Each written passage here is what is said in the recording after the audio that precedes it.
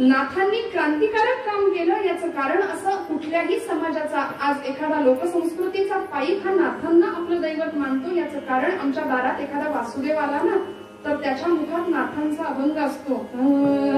दान पावलं कसलं दान मागतो होतो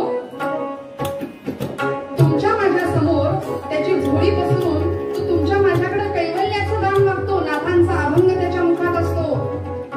दान पावलं दान पावलं दान पावलं दान पावलं वासुदेवाला दान पावलं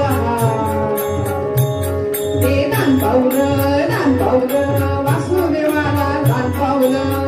बघा आता वासुदेव दिसत नाही गुजराती दिसतात की मला माहिती नाही आहे का. आता वासुदेव कॉन्व्हेंटच्या मुलांना फॅन्सी ड्रेस कॉम्पिटिशनला तेवढा वासुदेव नटवायचा आणि तेव्हा आमच्या मुलांना कळेल की हा वासुदेव याला म्हणायचं वासुदेव. पण काय आमच्या महाराष्ट्राची संस्कृती आहे मंडळी. एखादा गोंधळी येतो आमच्या दारामध्ये संबळावर थाप पडारतो आणि त्या संबळाची थाप अशी काही फुटते नाथांनी देवीचा बसलेला जागर त्याच्या मुखामध्ये असतो. हे गोंधळी गोंधळी गोंधळी गोंधळी आम्ही आंबेचे गोंधळी गोंधळी गोंधळी आम्ही आंबेचे गोंधळी.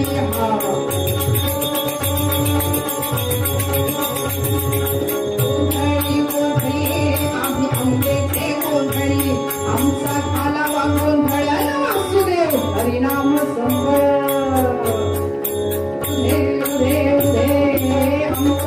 आमचा कालावा गोंधळ वासुदेव हरिनाम संबळ.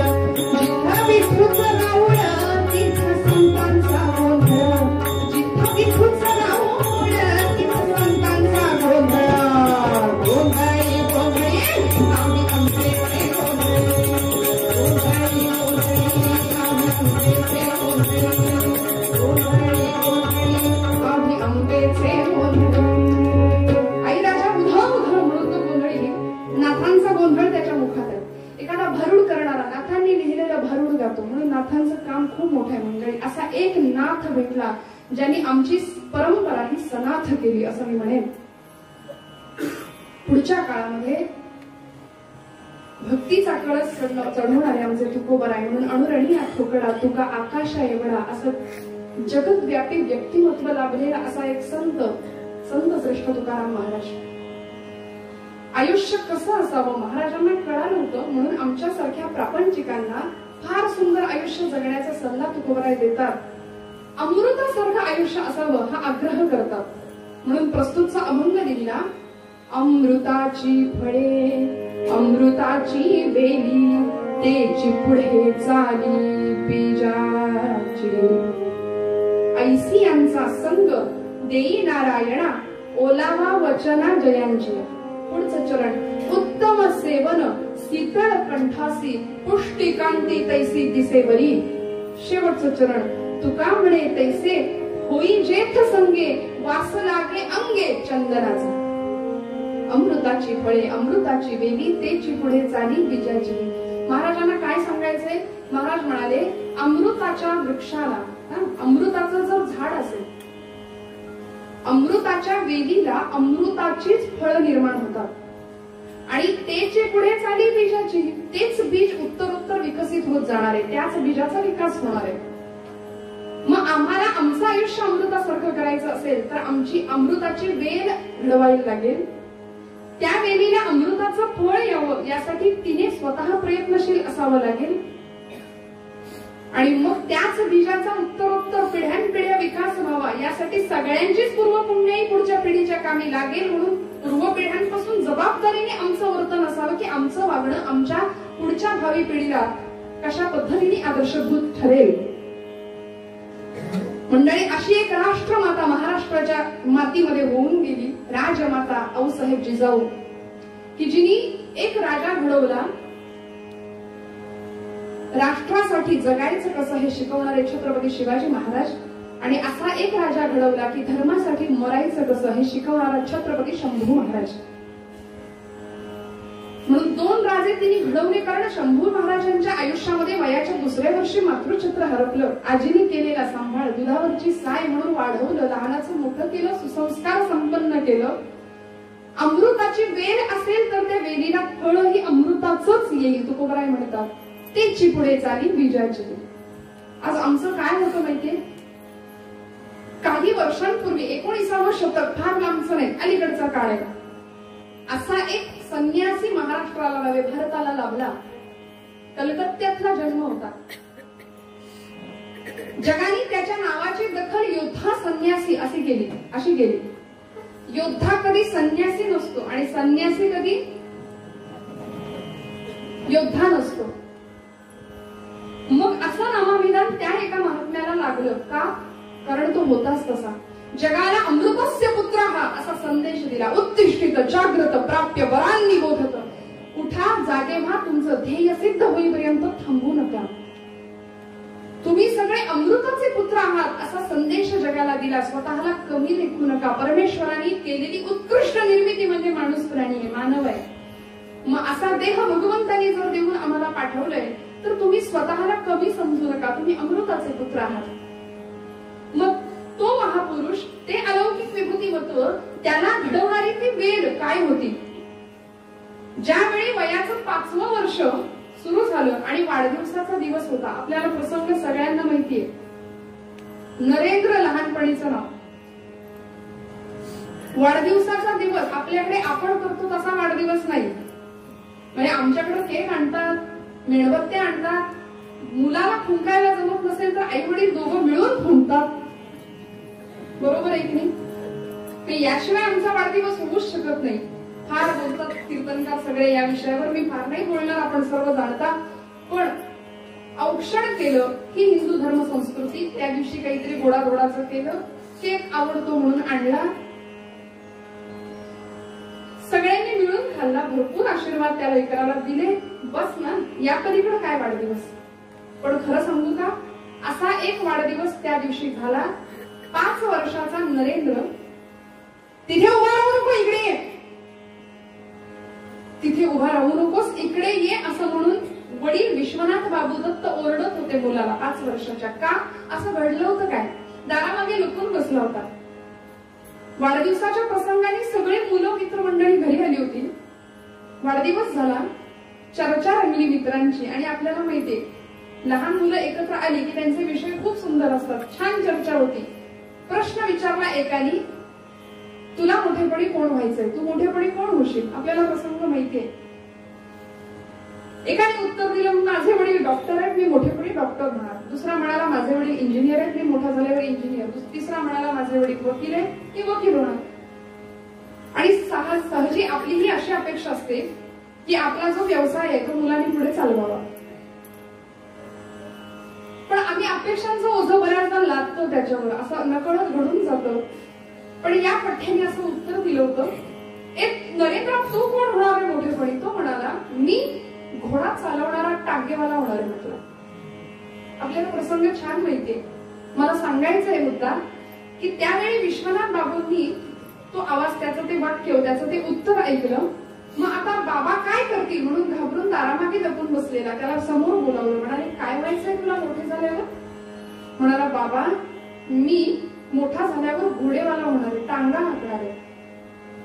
सगळे हसले त्याच्या त्या उत्तरावर. पण विश्वनाथ बाबू दत्त, अमृताची वेल काय असते?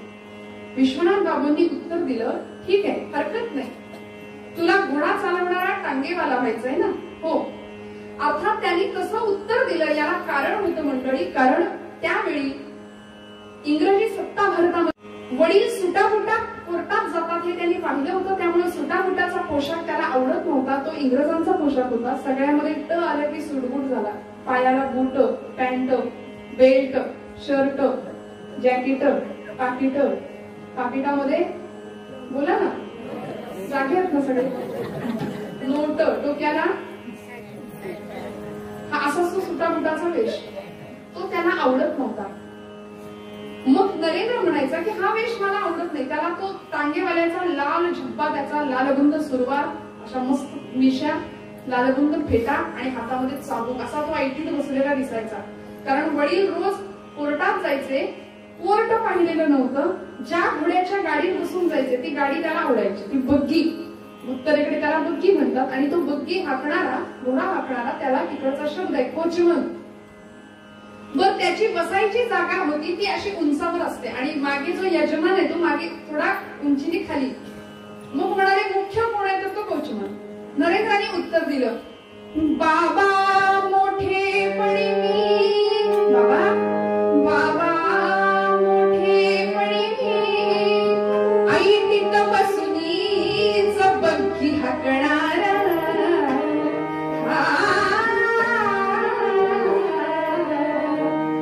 बाबा म्हणाले हरकत नाही बाळा. ऐक नरेंद्रा घोडेवाला माहिती आहे ना हो शब्द नीट ऐका बरं मंडळी. हरकत नाही बाळा हरकत नाही बाळा अर्जुन रथीचा तो कृष्ण होणार. राम राम राम हरे हरे राम राम राम हरे हरे राम राम राम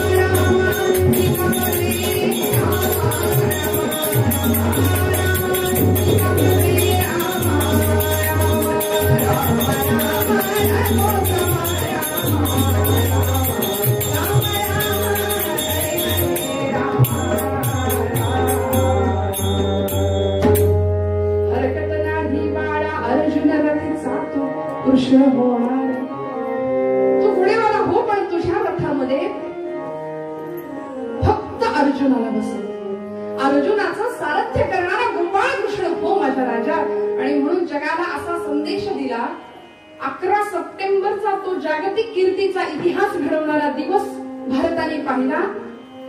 9 सप्टेंबरला अमेरिकेतली कडाक्याची थंडी सहन होत नव्हती म्हणून स्वतःच्या अंगाचं मुठकुळं करून रेल्वे स्टेशनवरच्या प्लॅटफॉर्मवरच्या लाकडी पेटाऱ्यामध्ये अंगाचं मुठकुळं करून रात्र गाडली होती. 10 सप्टेंबरला खिशात पैसे नाहीत उपाशी पोटी असहाय्यपणे दिवस काढला. तो महात्मा 11 सप्टेंबरला जागतिक कीर्तीचा हिरो झाला. रेल्वेचे डबेच्या डबे भरून व्याख्यान ऐकण्यासाठी यायला लागली. मंडळी कशाचं फळ होतं हे? अमृताची फळे अमृताची वेली तेची पुढे चाली बीजाची. आमचं कसं असतं माहितीये आमच्या पोराचा ना काही त्रास नाही. उठ म्हणलं की उठतो बस म्हटलं की बसतो. अगदी वडिलांच्या वळणावर गेलाय. सकाळी जर त्याला एका जागी बसवलं आणि दुसऱ्या दिवशी जरी जाऊन बघितलं तर ते कार्ट तिथंच सापडेल. उसको हिंदी में गोबर गणेश कहते हैं जहां बिठाओ वही बैठे. असं पराक्रमी मूल घरामध्ये असावं. बर अपेक्षा किती. परवा ना एका सोसायटीमध्ये भांडण चाललं होतं. ऐका बरं भांडणाला विषय इतका सुंदर होता. पती पत्नीचं भांडण चालू होतं. बायको म्हणाली माझ्या मुलाला मी डॉक्टर करणार. पतिदेव म्हणाले नाही नाही आपल्या मुलाला आपण इंजिनियर करायचं. नाही नाही माझ्या मुलाला मी डॉक्टर बनवणार. वडील म्हणाले नाही ग आपण इंजिनियर करायचं त्याला. दोघांचं हे पेटलं आणि मग पती पत्नीचं भांडण नवरा बायकोचं भांडण लोकांमध्ये फार रुची असते. म्हणून आमच्याकडे आम्हालाही म्हणतात जुगलबंदी करा पण घरात असते तेवढी बास असं आपण आपलं म्हणायचं. लोकांना भांडण आवडतो की नाही बघायला आवडतं. खूप गर्दी जमली. म्हणाले नाही डॉक्टर करायचं. पतिदेव म्हणाले नाही इंजिनियर करायचं.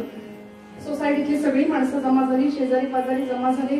बघता बघता बघता येणारं जाणारं वाटसरू रस्त्यावरची सगळी गर्दी काय आणि लोकांना गर्दी असली की तिकडे आपण पाय नक्की काय झालंय बघायचं असतं. कोणाचं कोणाला काही कळत नाही पण तिथपर्यंत पोहोचायचं. चर्चा सुरू होते. ही गर्दी जमली मंडळी. रस्ता ट्रॅफिक जॅम व्हायची पाळी आली. सगळा रस्ता भरला गर्दीने. झालंय काय नेमकं कुणाला काही कळेना. पोलिसांना यावं लागलं. बरं सगळी ती गर्दी हटवत पोलीस तिथपर्यंत पोहोचले. म्हणाले काय घटनास्थळी पोहोचूया काय झालंय तरी काय बघूया. काही तिथे घडलेलं नव्हतं. पोलिसांनी विचारलं अहो एवढी गर्दी का जमा झाली काय घडलंय इथे. काही नाही. बायको म्हणाली माझ्या मुलाला मला डॉक्टर करायचंय. हे म्हणतात इंजिनियर काय ठेवलंय सांगा बरं. नाही हे म्हणतात नाही इंजिनियरच करायचं. पोलीस म्हणाले ठीक आहे. अहो तो कुठे आहे मुलगा कुठे आहे. म्हणाले ज्याला हे सगळं करायचंय तो आहे कुठे त्याला बोलवा. त्याला म्हटलं 12वी वगैरे पास झाली असेल आता कुठली साईड घ्यायची किंवा ग्रॅज्युएशन झालं काहीतरी करायचं बघूया काय करूया. त्याला बोलवा. म्हणाले तो कुठे आहे. ती पत्नी होती ती म्हणाली तो अजून यायचंय. तो अजून जन्माला यायचं. जन्माला येण्याआधीपासून अपेक्षांचं मुझं एवढं त्याच्यावर लादले. बरं कॉन्व्हेंटला जाणारी ती पोरं बघितलं ना, खरंच दया येते. एवढं बोचकं त्यांच्या पाठीवर. तर त्यांना आवडत नाही म्हणून आई घेते सॅक. काय गोड दिसतं ना ते. मी म्हटलं ना, पाठवू नका असं नाही कॉन्व्हेंटला. आमची मुलं उत्तम इंग्लिश बोलायला शिकलीच पाहिजे. सीबीएसई पॅटर्न असू दे ना, हरकत नाही. पण आमचा मूळ संस्कार आम्ही कुठे हरवत नाही ना, याचा विचार घराघरात झाला पाहिजे. संध्याकाळच्या वेळी सगळी मुलं बाळ देवापुढे पूर्वी बसायची. माझ्या समोर आजी आहेत, जुनी माणसं आहेत. आता बसतात का? मुळात आजी आणि नातू एकत्र दिसेल तर शपथ, ही परिस्थिती आहे. पाठीबरोबरचे म्हणावे, स्तोत्र म्हणावी भगवंताची. जीवनातल्या अनुभवांचं ज्ञान त्यांना दिलं जायचं. खेळ पूर्वीचे वेगळे होते, आता खेळ बदलले. सगळा एवढा प्रचंड प्रमाणात बदल झाला. म्हणून म्हटलं, आई वडिलांचा चेहराही दिवसभरात न बघणारी पिढी आज आमच्या घरात आहे. पण दिवसभर व्हॉट्सअप आणि मोबाईल हातामध्ये देऊ नका असंही म्हणणार नाही. पण ते देत असताना सद्भाव त्याच्या जीवनामध्ये आम्हाला पेरता येईल का? अमृताची फळे, अमृताची वेली, तेची पुढे चाली बीजाची. ही तुकोबरायांना का आम्हाला सांगावं लागलं? कारण काल ती वेल तुकोबरायांच्या घरामध्ये काय होती आपण पाहिलं. 8 पिढ्यांची विश्वंभर बाबांपासूनची विठ्ठल भक्तीची परंपरा आहे. सोपं नाही, केवढी मोठी परंपरा आहे. केवढा मोठा त्याग होता. तेव्हा तुकोबा आले, तेव्हा नामदेव आले, तेव्हा ज्ञानोबा आले. मग महाराजांना हे सांगावं लागलं, अमृताची फळे, अमृताची वेली, तेची पुढे चाली. बरं जगणं असं असावं मंडळी.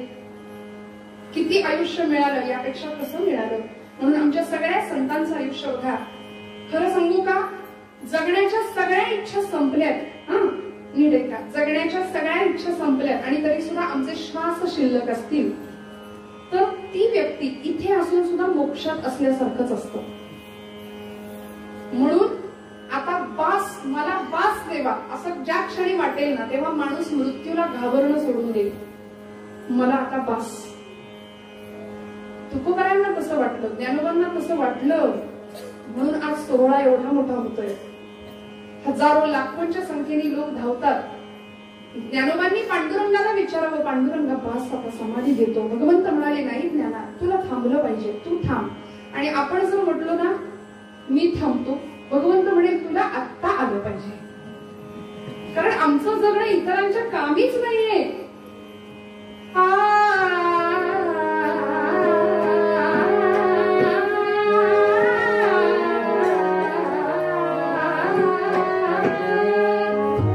मला लक्षात ठेवायचं, जन्मले तेच जगती, जन्मले तेच जगती, जन्मले तेच जगती,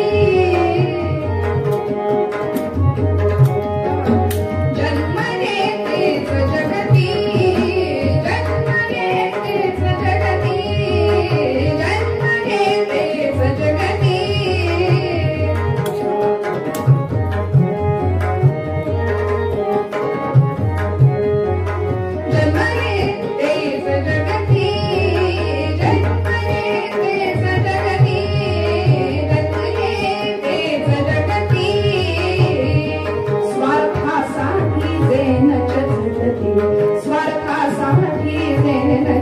जगती. दुसऱ्यासाठी सदा जगावे, दुसऱ्यासाठी सदा जगावे, दुसऱ्यासाठी सदा जगावे, दुसऱ्यासाठी सदा जगावे.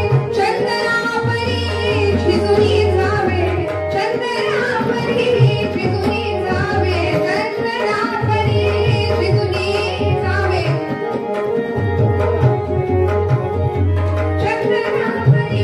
झिजून जावे, मरुनी जीवन पावन करती. जन्मले तेच जगती, जन्मले तेच जगती, तेच जगती, तेच जगती.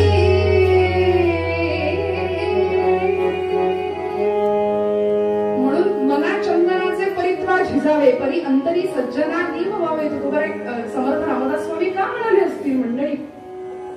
बरं असं जर अमृतासारखं जीवन आम्हाला मिळावं, असं जर तुकोबरायांची काय सगळ्या संतांची इच्छा आहे, आम्हालाही वाटतं आमचं आयुष्य असं असावं, तर काय केलं पाहिजे. अभंगाच्या 2ऱ्या चरणात त्याचा उपाय सांगतात. ऐसी यांचा संग देई नारायणा ओलावा वचना जयांचिया. भागवतामध्ये कपिल गीता नावाचं प्रकरण आहे.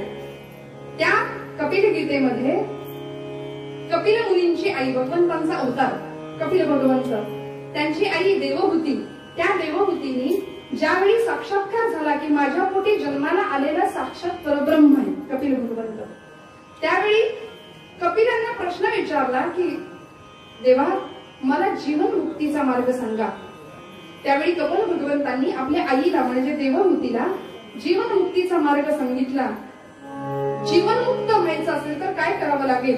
सत्संगत्वे निसंगत्व, निसंगत्वे निर्मोहित्व, निर्मोहित्वे निश्चलत्व, निश्चलत्वे जीवनमुक्ती.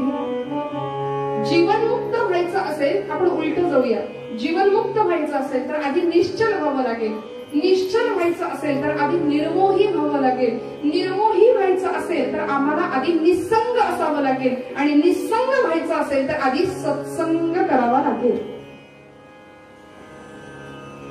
म्हणून असंगाशी संग करून आमचा व्यासंग आम्हाला अजिबात वाढवता येत नाही. म्हणून संतांनी सत्संगतीला महत्व दिलं. तुकोबराय अभंगाच्या या दुसऱ्या चरणात आम्हाला सांगतात, ऐसी यांचा संग देई नारायणा ओलावा वचना जयाचिया. म्हणाले ज्यांच्या वचनांना भगवंत प्रेमाचा ओलावा आहे त्याची संगत मला दे. ज्याच्या जीवनामध्ये ओल आहे, शब्दांमध्ये भावनेमध्ये ओलावा आहे, त्यांची संगत मला दे. बोलायचं कसं इथपर्यंत संतांनी आम्हाला शिकवलंय. जिभेची दोन कामं असतात की नाही. पहिलं काम आहे काल काय खाल्लं आणि उद्या काय खायचं याच्यातच आमचं सगळं आयुष्य चाललंय. पहिलं काम आहे स्वाद आणि दुसरं काम आहे वाद. जगातली 99% भांडणं जिभेमुळे होतात आणि ती कमी पडली की माणूस हाणामारीवर उतरतो. म्हणून संतांनी सांगितलं मौनम सर्वार्थ साधनम, या जिभेला कुलूपच घाला म्हणाले. आणि नुसतं कुलूप घालून उपयोग नाही, हातामध्ये जपमाळ असावी. बरं मला सांगा, मला माझ्या प्रश्नाचं थोडं उत्तर द्या. गळ्यामध्ये माळ असली पाहिजे की असली पाहिजे? आता बोला जरा. गळ्यामध्ये माळ असली पाहिजे की असली पाहिजे? बर ती माळ जपली पाहिजे की जपली पाहिजे? याला म्हणायचं श्रोता. बर मला आजी तुम्ही सांगा, आपल्याला चवीला मीठ लागतं की नाही? स्वाद विषयावर बोलते ना. जिभेचं काम काय? पहिलं काम स्वाद. चवीला मीठ लागतं का? चवीला मीठ लागतं. बघा बदलायचं नाही उत्तर. चवीला लागतं की तुम्हाला लागतं?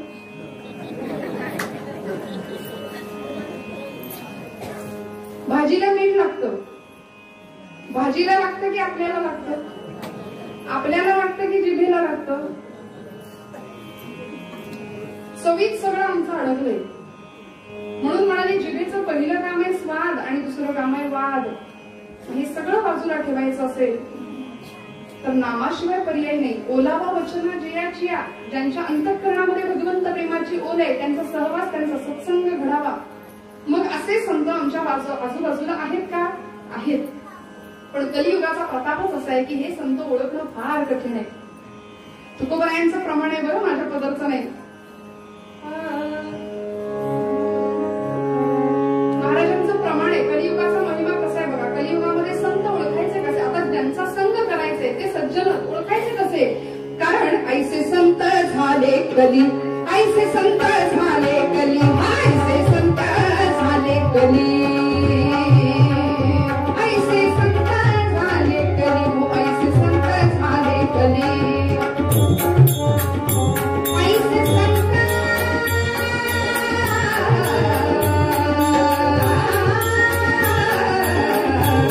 ऐसे संत झाले कली, ऐसे संत झाले कली.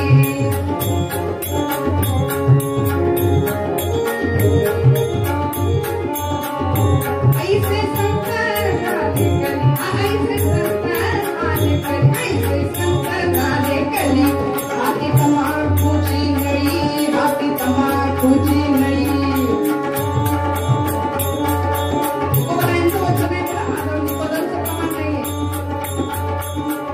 हाती तंबाखूची नळी, हाती तंबाखूची नळी, भांग फुडका हे साधन, पचली पडे मद्यपान, ऐसे संत झाले कली, ऐसे संत झाले कली, ऐसे संत झाले कली. मग ओळखायचं कसं म्हणाले? ओळखता आलं पाहिजे, बाह्यांगावरून ओळखायचं नाही. काय असावं? लक्षण सांगितली सुभाषितकारांनी. गर्वन्नोद्वहते न निंदति परान्नो भाषते निष्ठुरम्, उक्तं केनचित् प्रियं च सहते क्रोधं च नालम्बते, श्रुत्वा काव्यमलक्षणं परकृतं सन्तिष्ठते मूकवत्, दोषान् छादयते स्वयं न कुरुते तत्सतां लक्षणम्. पंढरीनाथ महाराज. गर्वन्नोद्वहते, संत कधी गर्व करत नाही. न निंदती परान, दुसऱ्याची निंदा चित्तालाही शिवत नाही. नो भाषते निष्ठुरम, कधीही कठोर नाही, उग्र भाषा नाही. गोड गोड गोड, किती गोड बोलावं, किती गोड. सूर नवा ध्यास नवा आपण बघतो की नाही, अवधूत गुप्ते कसं बोलतात, गोड गोड. मस्त. गाणं कसं झालं? गाणं कसं झालं? उत्तम, चाबूक. किती विशेषणं लावावी. थोडस जरा मधल्या अंतरामध्ये सुरामध्ये गडबड झाली, पण गाणं कसं झालं? जरा शेवटच्या कडव्याकडे जाताना तालामध्ये थोडी गडबड झाली, पण गाणं कसं? कावट्या गढल्या इथे आलायच कशाला? तुला गाताच येत नाही, सुराचा पत्ता नाही, तालाचा पत्ता नाही, गातोच कशाला? असं जर म्हटलं तर तो मुलगा आयुष्यात गाणं म्हणायला उभा नाही राहणार. एखाद्याला प्रोत्साहन द्यायला भगवंतांनी आमची योजना केली असेल तर आम्ही तेच करावं. नामदेव महाराज म्हणतात, बोलू ऐसे बोल जेणे बोले विठ्ठल डोले. माझ्या बोलण्याने समोरच्या हृदयातला विठ्ठल परमात्मा डोलला पाहिजे. मंडळी, अलीकडे आम्हाला बोलायलाच महाग झाले. मी म्हटलं ना काल, आमची भाषा संपली, बोलणं संपलं, आम्ही चिन्हात बोलायला लागलो. चिन्ह सुद्धा असे विलक्षण त्या व्हॉट्सअपवर बघायला मिळतात. चिन्हांची भाषा करत आम्ही मागे मागे चालू, उलटा प्रवास सुरू झाला आमचा. आईशी आमचं संभाषण किती आहे. आमच्या घरातल्या एखाद्या तरुणाला बघा तुम्ही, व्हॉट्सअप किंवा फेसबुक इंटरनेटवरची एखादी हिरोईन बघून जर स्वतःची आई आम्हाला कुरूप वाटायला लागली तर यासारखं दुर्दैव नाहीये. जगातली सगळ्यात सुंदर स्त्री कोण असा जर प्रश्न कोणी विचारला ना तर माझी आई असं अभिमानानं सांगता आलं पाहिजे आम्हाला. माझ्या आई इतकं सुंदर कोणी असूच शकत नाही, असूच शकत नाही. बहिणाबाई चौधरी खानदेशातल्या उत्तम कवयित्री होऊन गेल्या. अशिक्षित होत्या पण सुशिक्षितांना ज्ञान दिलं. 4थी पास असलेल्या कवयित्री, पण आज प्रबंध लेखनासाठी साहित्याचा अभ्यास लोक पीएचडी साठी करतायत. माझ्या प्रचंड आवडत्या कवयित्री आहेत बहिणाबाई खानदेशातल्या. काय गोड वक्तव्य, काय गोड काव्य होतं, काय गोड बहिणाबाईंनी सांगावं. भगवंताचं महत्व, आमचं जीवन, त्या जीवनामध्ये असलेली वास्तवता, दाहक, सगळंच बहिणाबाईंनी सगळ्या विषयांना स्पर्श केला. जीवनाचं खरं वास्तव आमच्या समोर मांडलं. किती गोड. अरे संसार संसार जसा तवा चुल्यावर, आधी हाताला चटके मग मिळते भाकर. सुखी संसाराचे साठे सोसा लागे भारी, दूध तापल्या बिगर कवा जमते का साऱ्या. किती गोड सांगत. बहिणाबाई अशिक्षित होत्या. आज आम्ही सहज म्हणून जातो माझी आई अडाणी आहे. आम्ही सहज सहज बोलतात बरं का माणसं, आमची आई अडाणी आहे. आई अडाणी कधीच नसते. ती अशिक्षित असेल पण अडाणी नसते, कारण तिच्या रूपाने अनुभवांचं अख्खं विद्यापीठ तुमच्या माझ्या घरात वावरत असतं. म्हणून खरं सांगू का, कीर्तनाला ज्येष्ठ नागरिकांपेक्षा युवा वर्ग जर असेल ना तर मला फार आनंद होतो. कारण मी हात जोडून सांगते, जिथे जाते तिथे आपल्या लेकरांना कीर्तनाला आणा. काळाची फार मोठी गरज आहे. आणि पालकच बऱ्याचदा असं म्हणतात की कार्टून लावून देतो, कार्टून बघत बस, आम्ही कीर्तनाला जाऊन येतो. बघणारं कार्टून, समोर कार्टून, 2-2 कार्टून. आमचे गुरुजी फार सुंदर सांगतात, इथे येऊन झोपली लेकरं तरी चालतील पण कीर्तनाला आणा. कारण तिथे जागेपणी बघतील ते वाईट असेल आणि इथे झोपेत ऐकतील ते चांगलंच असेल. सोपान चौधरी, आई मुलाचं नाव, बहिणाबाईंच्या मुलाचं नाव सोपान होतं. एक दिवस कॉलेजमध्ये सत्कार झाला सोपान देवांचा आणि घरी आले. बक्षीस मिळालं होतं, एक भेट मिळाली होती, कागद गुंडाळला होता, त्याच्यावरती एक फ्रेम होती, प्रतिमा होती. म्हणाले आईला आधी दाखवायची. हे संस्कार होते बरं, आईला आधी दाखवायचं मग आपण बघायचं. आता तसं दिसणारच नाही, तिथं फाडून बिडून बघून मोकळे, पण आधी आईला दाखवायचं आणि मग बघायचं. म्हणून आईकडे आले, बहिणाबाईंना सांगितलं आई तुले ठाऊक आहे मला काय मिळाले बघ. बहिणाबाई म्हणाली, बहिणाबाईंनी ते कागद उघडला आणि आपल्या मुलाला सांगितलं सोपाना मला नाही ठाऊक हे काय आहे, हे कोण आहे मला नाही ठाऊक. ती प्रतिमा स्वामी विवेकानंदांची होती. तो फोटो पाहिला आणि बहिणाबाई अशिक्षित होत्या पण काय अधिकार होता, आई काय असते, म्हणाल्या सोपाना मला नाही ठाऊक हे कोण आहे, पण मला एवढं कळतंय की आज देवानी फेटा घातलाय, आज देवानी फेटा घातलाय. किती गोड अंतःकरण असावं, किती मार्दव असावं मंडळी. ओलावा वचनाजयांची अशी अंतःकरण तुमच्या आजूबाजूला आमच्या आजूबाजूला आहेत. तुकोबाराय म्हणतात ऐसियांचा संग देई नारायणा ओलावा वचनाजयाची. पुढे क्रोधंचना लंबते, कधीही राग नाही. प्रपंचामध्ये एवढ्या एका विकारावर जर आम्ही विजय मिळवला ना तर आमचे आयुष्य सुखाचे झाल्याशिवाय राहणार नाही. वामन पंडित नावाचे पंडित कवी होऊन गेले. तसं शाहिरी काव्य, संत काव्य, तंत काव्य, पंत काव्य, काव्याची संत साहित्यामध्ये प्रकार आहेत ना, तसं पंडिती काव्य, पंत काव्य ज्याला म्हणतात ते काव्य करणारे वामन पंडित नावाचे फार मोठे होऊन गेले. त्यांना एका गृहस्थानी प्रश्न विचारला. म्हणाले पंडित तुम्ही खूप शिकलेले दिसता, हुशार दिसता.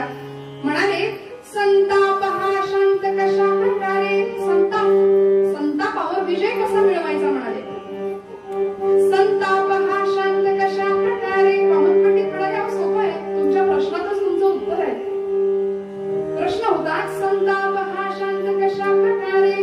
पंडित म्हणाले संताप हा शांत कशा प्रकारे पंढरीनाथ महाराज की जय. म्हणाले संतांकडे बघा किती शांतता आहे जीवनामध्ये. आम्ही आहोत का शांत? अखंड तळमळ आहे. सकाळी उठल्यापासून रात्री ध्यानाला बसून जरी लोक म्हणावं की काय ध्यान बसलंय असं आमचं नाम आहे. महाराजांना प्रश्न विचारला एकाने गोंदवलेकर महाराजांना. म्हणाले महाराज नामानं बसलो, ध्यानाला बसलो की असंख्य विचार मनात येतात. महाराज म्हणाले बघ जेणे विठ्ठल मात्रा घ्यावी तेणे पथ्य सांभाळावी. गळ्यामध्ये माळ आली की पथ्य आली ना. कुठली पथ्य? गळ्यामध्ये माळ आहे आणि कसंही आमचं बोलणं असेल, कसाही आचार असेल, उच्चार असेल तर उपयोग नाही. संतांनी सांगावं. महाराजांनी उत्तर दिलं जपाला बसलास की मनाला नाही म्हणायला शिक. म्हणाले मनामध्ये विचार येतात ना, मनाला नाही म्हण. म्हणाले म्हणजे काय करू? म्हणाले मन या शब्दाला न हे अक्षर जोड. कुठे जोडू? कुठेही जोड. म्हणाले मध्ये जोड, आधी जोड, पुढे जोड, काय होतंय ते कर. म्हणाले आपल्याला कळलं. हे आमच्या जीवनामध्ये जर घडलं ना तर अध्यात्म सोपं आहे. आणि अध्यात्म किंवा परमार्थाचा बाजार मांडत असताना जर आमच्याकडूनच आमच्या आई वडिलांच्या डोळ्यात जर पाणी येणार असेल ना तर आमच्या परमार्थ हा शून्य आहे, काहीच अर्थ नाही त्याला. ऐसियांचा संग देई नारायणा ओलावा वचनाजयांची. क्रोधावर विजय मिळवावा लागेल, षड्विकारांवर विजय मिळवावा लागेल. मग अशी संत संगत आम्हाला जर मिळाली. मंडळी विदर्भामध्ये एक खूप मोठे संत होऊन गेले. मी नेहमी त्यांचा दृष्टांत सांगते. त्यांना ज्ञानेश कन्या असं म्हणतात. कृष्ण पत्नी म्हणायचे स्वतःला, कारण पुरुष देह होता पण स्त्री भावानी केलेली मुक्ती होती. गुलाबराव महाराज त्यांचं नाव. मधुराद्वैताचार्य गुलाबराव महाराज. अंध होते, प्रज्ञाचक्षु गुलाबराव महाराज असं वर्णन आहे त्यांचं. अंध, 9व्या वर्षी अंधत्व आलं होतं पण माऊलींवरची एवढी भक्ती होती. स्वतःला ज्ञानेश कन्या म्हणायचे. माऊलींनी अनुग्रह दिला होता. मांडीवर घेऊन स्वप्नामध्ये दृष्टांत दिला होता. आळंदीला आजोळ घरामध्ये गुलाबराव महाराजांचं प्रवचन चालू होतं आणि त्या काळचे ल रा पांगारकर नावाचे एक साहित्यिक होते. जुन्या लोकांना नाव निश्चित माहितीये. लक्ष्मण रामचंद्र पांगारकर मुमुक्षु नावाचं एक मासिक निघायचं, त्या मासिकाचे संपादक होते. त्या लरा पांगारकरांनी गुलाबराव महाराजांना नमस्कार केला. म्हणाले महाराज आज माझं भाग्य आहे, आज माऊलींच्या समाधीचं दर्शन घ्यायला मला मिळणार आहे. दर्शनाला जातोय नव्हे, आज अभिषेकाचं भाग्य मिळणार आहे. तुम्ही जर कोणी आळंदीत माऊलींचा अभिषेक बघितला असेल, अनुभवला असेल, केला असेल, तर आपल्याला प्रचिती नक्की आली असेल की एखादी आई आपल्या लेकराला नाहू मागू घालते ना, तेवढा भाव असतो. एक एक एक एक विधी चालू होते. पंचामृत लेपन विधीला सुरुवात झाली, मंत्रोच्चार सुरू झाले आणि अभिषेकाला सुरुवात झाली. इकडे गुलाबराव महाराज आजोळ घरात आहेत माऊलींच्या, इकडे गाभाऱ्यामध्ये विधी सुरू झाला अभिषेकाचा. आणि अभिषेक करत असताना हळूवार हात फिरतोय पांढरकरांचा सभांवर. अष्टसात्विक भाव जागेमध्ये डोळ्यातनं खळखळ अश्रुधारा वाहतायत. माऊली काय भाग्य आहे माझं, काय भाग्य आहे आज, काय भाग्य आहे. जीवन यथार्थ झालं, सफल झालं. हळूवार हात फिरतोय आणि अचानक महाराजांचा म्हणजे गुलाबराव महाराजांचा, प्रज्ञाचक्षु गुलाबराव महाराजांचा आवाज पांगारकरांच्या कानात घुमला. तिचे तिथे नव्हते, लांब होते त्या जागेपासून, पण गुलाबराव महाराजांचा आवाज कानात आला. म्हणाले, लक्ष्मणा थोडं हळू कर रे, तुझ्या हातातली अंगठी तेवढी काढून ठेव, माझ्या माऊलीला टोचते. तुझ्या हातातली अंगठी तेवढी काढून ठेव, माझ्या माऊलीला टोचते.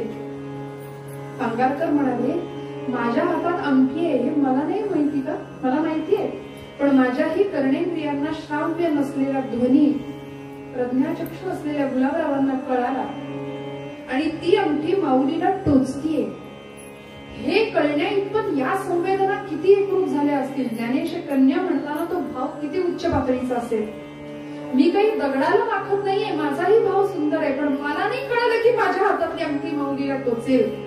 आम्ही करतो का इतकी भावनापूर्ण भक्ती. म्हणजे खरंच मी कालही म्हणाले ना की नैवेद्याचं ताट भगवंताकडे देताना आमचे डोळे कधी पाणवलेत का? नाही होत असं, कारण आमची भक्ती कोरडी राहते मंडळी. आमचे डोळे कधीच पाणवत नाहीत नैवेद्याचं ताट भगवंतापुढे नेताना. पांगारकरांना तसाच रडू फुटलं तिथे. या संवेदना गुलाबराव महाराजांच्या होत्या, हा अधिकार होता.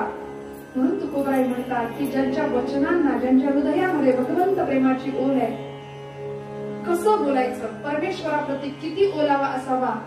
तुकोबाई म्हणतात, बोलावा विठ्ठल, पाहावा विठ्ठल, बोलावा विठ्ठल, पाहावा विठ्ठल, करावा विठ्ठल, करावा विठ्ठल, जीव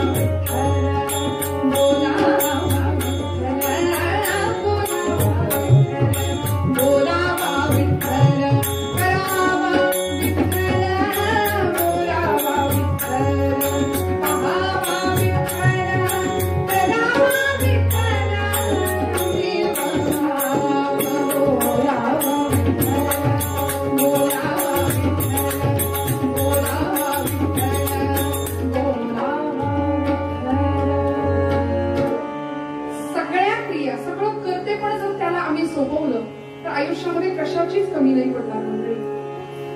तुकोबारायांचं पुढचं चरण आहे, उत्तम सेवन शीतळ कंठासी पुष्टिकांती तैसी दिसेवरी. आमचा आचार, आमचा उच्चार, आमचा आहार संतांनी किती शिकवलं. माऊलीच्या अंतःकरणाने शिकवलं, खूप सोपं करून शिकवलं. आम्हाला सवय आहे की अवघड करून ठेवायचं सगळं. म्हणून विद्वान आणि संत यांच्यातली व्याख्या फार सुंदर सांगतात की जे सोपं असलेलं तत्वज्ञान अवघड करून शिकवतात ते विद्वान म्हणाले. पुलंची व्याख्या आहे की अत्र्यांची आहे, मला बघावं लागेल, कारण ही दोन्ही माणसं अशी अवलीय होती ना. अवघड असलेलं तत्वज्ञान सोपं करतात ते संत, आणि सोपं असलेलं अवघड करून टाकतात ते म्हणाले विद्वान, विचारवंत, असं अशी व्याख्या. ज्यांच्या बोलण्यामुळे समाज प्रभावित होतो त्यांना विद्वान म्हणायचं. ऐका बरं. आणि ज्यांच्या बोलण्यामुळे समाज प्रभुभावित होतो त्यांना संत म्हणायचं. ज्यांना जे मेंदूची भाषा बोलतात ते विद्वान, आणि जे हृदयाची भाषा बोलतात ते संत, ज्यांना अर्थ पाहून बोलावं लागतं ते विद्वान, आणि जे बोलतील त्याला अर्थ प्राप्त होतो ते संत. जयांचे हृदयी भगवंत, अचल राहिला निवांत, ते सहजी बोलत ब्रह्मनिरूपण, म्हणून त्याला ब्रह्मनिरूपणाचा दर्जा प्राप्त होतो. म्हणून अशा संतांसारखं जगणं वागणं आम्हाला जमेल का, तर आमचं आयुष्य अमृतासारखं होईल. पवहारी बाबा नावाचं एक चरित्र स्वामी विवेकानंदांच्या इतिहासात बघायला मिळतं. चरित्रामध्ये रामकृष्ण परमहंस ज्यावेळी स्वामीजींना काही गोष्टी शिकवत होते त्यावेळी असताना सांगितलं होतं त्यांनी की बरं का नरेंद्रा, कधीतरी एकदा कलकत्त्याला गंगेच्या काठी पवहारी बाबा नावाचे एक साधू राहतात, त्यांचं दर्शन घे, त्यांची भेट घे. पण स्वामीजींची 11 सप्टेंबरची ती परिषद झाली, विश्वधर्म परिषद. त्याच्यानंतर व्याख्यानासाठी दौरे परदेशामध्ये इतका काळ वास्तव्य करावं लागलं, आणि ज्यावेळी मायदेशात आले, भारतात आले, त्यावेळी रामकृष्ण नव्हते, समाधी अवस्थेमध्ये समाधी घेतली होती रामकृष्णांनी. पण ते वाक्य आठवलं की अरे, पवहारी बाबांची भेट घे. गुरु आज्ञाप्रमाण मानून नरेंद्र स्वामी विवेकानंद कलकत्त्याला गंगेच्या काठी असलेल्या त्या बाबांच्या आश्रमामध्ये गेले. पवहारी बाबांनी सुद्धा समाधी घेतली होती, त्यावेळी तेही नव्हते. उशीर झाला म्हणाले थोडा आपल्याला, पण हरकत नाही. आश्रम बघितला, त्यांचा एक शिष्य होता, तो आश्रम सगळा फिरून त्यांना दाखवत होता. सगळा आश्रम फिरून दाखवणं सुरू होतं की इथे आमचे बाबा ध्यानाला बसायचे, इथे आमचे सद्गुरू ज्ञानार्जनाला ज्ञान ग्रहण करायला आम्ही इथे बसायचो. असं सगळं तो दाखव. ही त्यांची पर्णकुटी, ही त्यांची झोपण्याची जागा. आणि असं बघता बघता स्वामीजी त्याला म्हणाले, अरे, बाबांच्या आयुष्यातला एखादा प्रसंग मला सांगशील का? तो म्हणाला, हो हो, का नाही, सांगतो. आणि त्यांनी गोष्ट सांगायला सुरुवात केली, किस्सा सांगायला सुरुवात केली. तो म्हणाला, त्याचं झालं होतं असं, एकदा आमच्या आश्रमामध्ये भर दुपारचा एक चोर शिरला होता. भर दुपारी एक चोर आमच्या आश्रमामध्ये आला आणि थेट बाबा जिथे झोपले होते त्या कुटीमध्ये, त्या पर्णकुटीमध्ये गेला. आणि पवहारी बाबा म्हणजे पवन हाच ज्यांचा आहार असे ते, पुष्टकांती तैसी जयावरी, तरीही सुद्धा तेज लपत नव्हतं असे ते पवहारी बाबा. धष्टपुष्ट शरीर होतं. त्या चोराने त्यांना पाहिलं, भीतभीतच त्याने ते सगळं आश्रमातलं जे काही वस्तू असतील ते एका पोत्यात भरल्या आणि निघाला. जात असताना त्याचा पायाचा धक्का बाबांच्या पायाला लागला आणि त्या धक्क्याने बाबा उठले, ताडकन उठून बसले. तसा हा एवढा घाबरला, घामाघूम झाला, ते पोतं खाली टाकलं आणि धूम ठोकली, पळत सुटला जंगलाच्या दिशेने. पवहारी बाबांनी केलं काय, बाबा उठले, ते पोतं उचललं आणि त्याच्या मागे धावत सुटले. त्या चोराला कळेना की धावताय तिथपर्यंत ठीक आहे, पोतं घेऊन का धावताय? मी तर तिथे चोरलेलं ते सामान आहे ते तिथेच टाकलंय, पोतं घेऊन माझ्या मागे का पळताय? त्या चोराला कळेना. त्यांनी असा अंधाराचा रस्ता जंगलाच्या दिशेने पळायला लागला. एका क्षणाला पवहारी बाबांनी त्याला गाठलं, त्याला पकडलं आणि तो असा घामाघूम झालेला, अंग थरथर कापत होता. आता काही आपलं खरं नाही भावं ना, पण बाबांनी करावं काय? संत कसे असतात मंडळी, आपल्या गळ्यातल्या वस्त्राने उपरणाने त्याच्या कपाळावरचा घाम टिपला आणि म्हणाले, किती दमलास ते, किती दमलास? तो म्हणाला, अहो मी चोर आहे. असू दे, मी विचारलं का तू कोण आहे? पण हे सगळं तुझं आहे म्हणाला, तू न्यायला आला होतास ना, ते तुला द्यायला मी आलोय. वेडे पळतोयस काय? तुला द्यायला मी आलोय. तो म्हणाला, अहो मी चोर आहे. अरे असू दे, मी विचारलं नाही तू कोण आहे, पण याची गरज तुला आहे. मी काय बाबा साधू संन्यासी, मला या वस्तूंची गरज नाही. ते न्यायला आला होतास ना, हे तुझं आहे, घेऊन जा. स्वामीजी हे गोष्ट त्याच्याकडून ऐकताना भारावून गेले आणि पटकन न राहून म्हणाले, अहो तो चोर आहे कुठे आत्ता? पण तो शिष्य म्हणाला, हा काय तुमच्या समोर तो चोर उभा आहे? आपण सरीखे करीती तात्काळ नाही, काळ वेळ त्याग लागी. संतांचा अधिकार हा आहे मंडळी. म्हणून ऐसी यांचा संग देई नारायणा, ओलावा वचना जयांची. आणि पुढे जाऊन शेवटचं चरण तुकोबाराय म्हणतात, तुका म्हणे तैसे होई जे प्रसंगे, वास लागे रंगे चंदनाचा. म्हणाले, चंदन वृक्षाच्या सहवासात आलेले बाकीचे सगळे वृक्ष चंदनासारखा सुगंध द्यायला सुरुवात करतात. तसं सज्जनतेच्या संगतीत आपण गेलो तर आमचंही आयुष्य सुगंधित झाल्याशिवाय राहणार नाही. त्या आयुष्याला उत्तम अमृत तत्वाचा स्पर्श असावा. जगाचा तो हार आपल्या शिरावर ऐसे थोडे तर वाटू द्यावो, असं आमचं जगणं असावं. वाणीवर अखंड भगवंताचं नाम असावं आणि ते नाम असल्यावर परमेश्वरच आमचा पाठीराखा. निर्वाणी गोविंद मागे पुढे, काहीच सापडे पळवलेली हा अनुभव कसा येतो उत्तरंगामध्ये बघूया. हाच आशय मनात राहावा म्हणून तुकोबरायांचा हा अभंग.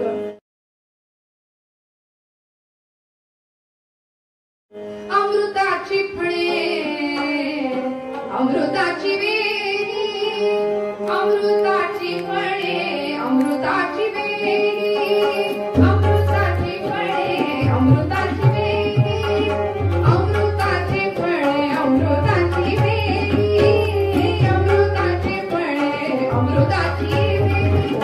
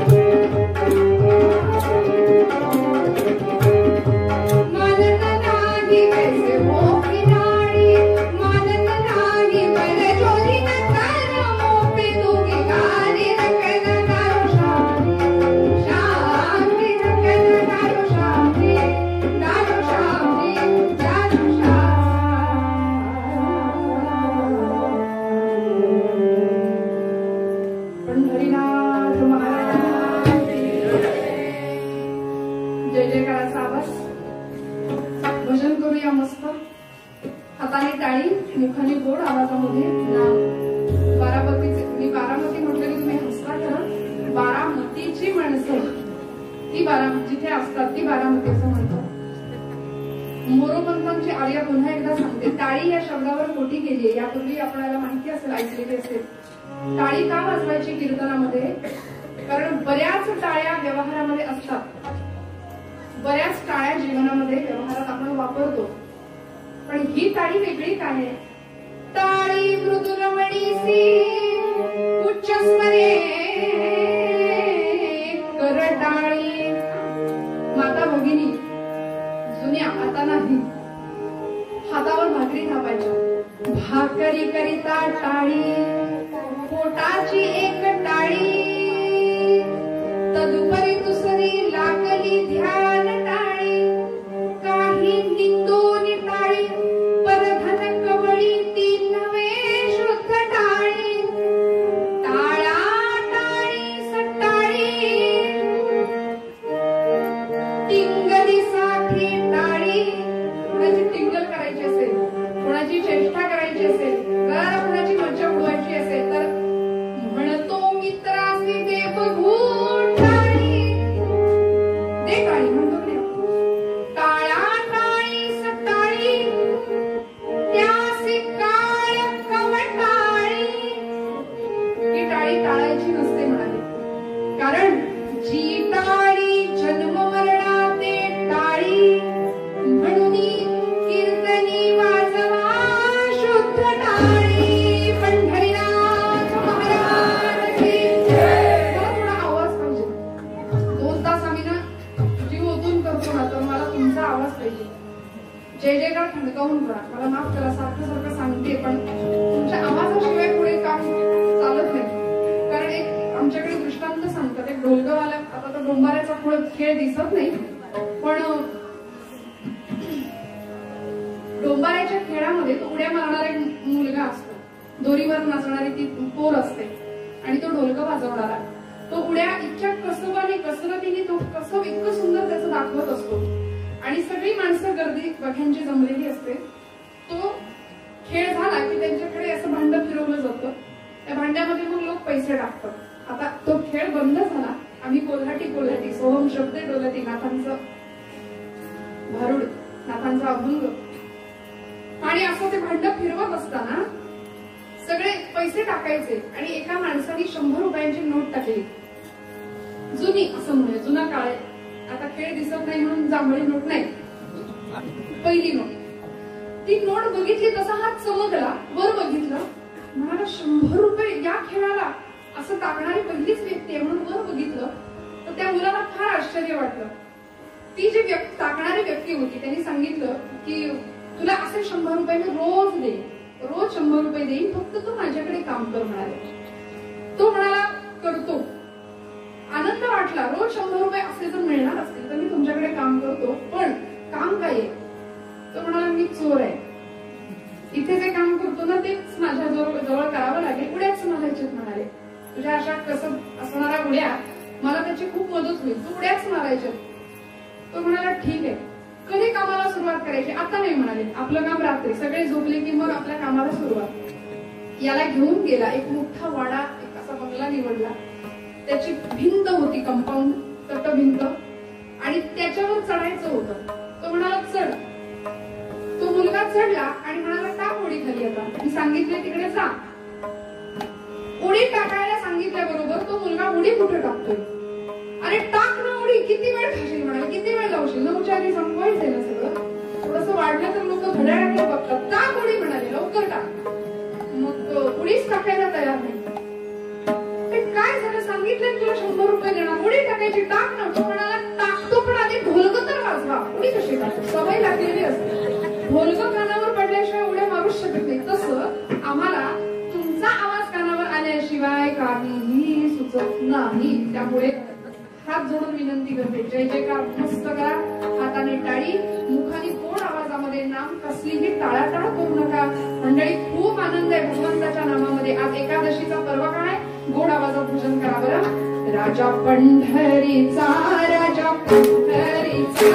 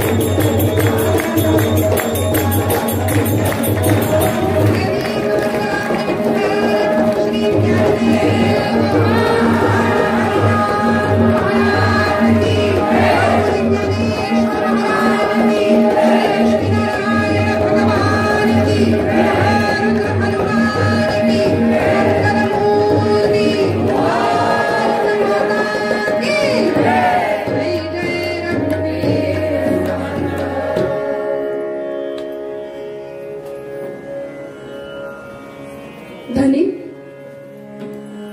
ओ एवढ्या सकाळी सकाळी कुठे निघालायचा?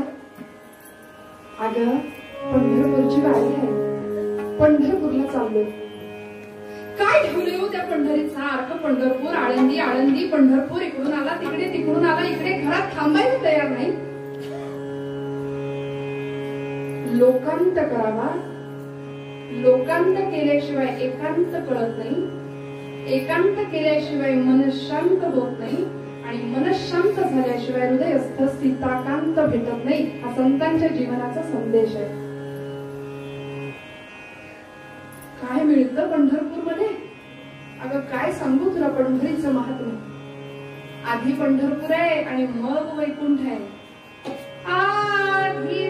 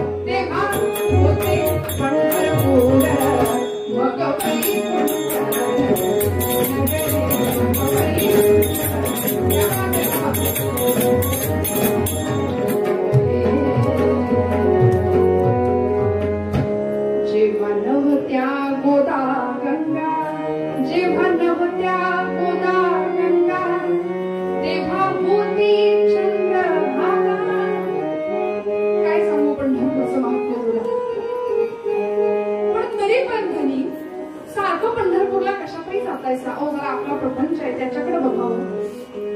घरी लेकरं बाळं आहेत, अन्नासाठी कधीतरी ताहू पडतात, त्यांच्या पोटात 2 घास कसं जातील त्याचं बघावं. पण तुम्ही घरात थांबायला तयार नाही. सांगावं, अगं कशापायी चिंता करतीयस? अगं ज्यानं चोच दिली तू चारा देणारच आहे.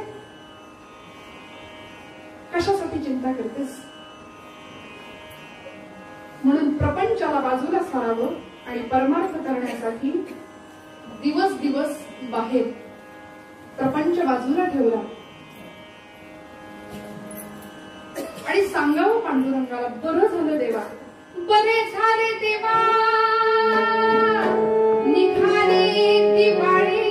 बरं झालं म्हणाले, दिवाळं निघालं, संसाराचं प्रपंचाचं माझ्या दिवाळं झालं, बरं झालं. बरे झाले तेव्हा निघाले दिवाळे, बरी ही दुष्काळे पीडा केली. बरे झाले तेव्हा बाईन कर्कशा, बरी ही दुर्दशा जनामध्ये. म्हणायचे बरं झालं रे देवा, असा अनुभव मला प्रपंचाचा दिला की संसार दुःखमुळे. खरं सुख कशामध्ये हे मला कळू दिलंस भगवंता, याची अनुभूती दिलीस. बरं झालं देवा, कारण माणसाला जो संसार तापला तोची परमार्थी भला. इकडे चटके मिळाले की मगच इकडे लक्ष लागतं, नाहीतर नाही लागत. सुख में दुख में सुमिरन सब करे, सुख में करे न कोय, जो सुख में सुमिरन करे तो दुःख कहासे होय. तुलसीदासजी म्हणतात, आम्ही माणसं अशी नतद्रष्ट आहोत की दुःखात आम्हाला तो आठवतो, संकटात आम्हाला तो आठवतो, मग संकट आले की राम राम राम राम राम राम. इतर वेळी भगवान चिंतन कुठे जातो, त्याचं नामस्मरण कुठे जातं. अशी आम्ही माणसं आहोत. आणि यांनी सांगावं भगवंता बरं झालं, म्हणून घरादाराला प्रपंचाला बाजूला ठेवावं. प्रपंचाची वाताहात झाली होती डोळ्यासमोर. का? कारण महाराष्ट्रामध्ये 12 वर्ष सलग पडला होता असा कोरडा दुष्काळ. 16वं शतक लोकांनी दुर्गा देवीचा दुष्काळाच्या इतिहासामध्ये त्याची नोंद केली. गुरढोर माणसं अन्न पाण्या वाचून तडफडून मृत्युमुखी पडायची. याच दुष्काळामध्ये वडील गोलगोबा आणि आई कनकाई निघून गेले. आणि या अमृत वृक्षाला जन्माला आलेलं हे तुकाराम महाराज नावाचं फळ, अमृताची फळे, अमृताची वेली, तेची पुढे चाली बीजाची हीच विठ्ठल भक्तीची परंपरा पुढे जोपासना चालू आहे. आणि घरदार प्रपंच बाजूला झाला. पहिली बायको गेली, मोठा भाऊ परागंडा झाला. जो संसार तापे पोळला तोची परमार्थी भला. या न्यायाने पत्नी होती घरामध्ये जिजाई नावाची, आवडीने तिला आवडी म्हणायचे. श्रीमंताची लेक श्रीमंताला या न्यायाने विवाह झाला होता. कारण लग्न झालं तेव्हा घरामध्ये महाजनकी होती, दुकान होतं, भरभरून दुकान चालायचं, घेणाऱ्यांच्या रांगा असायच्या. पण बघता बघता दारिद्र्य आलं.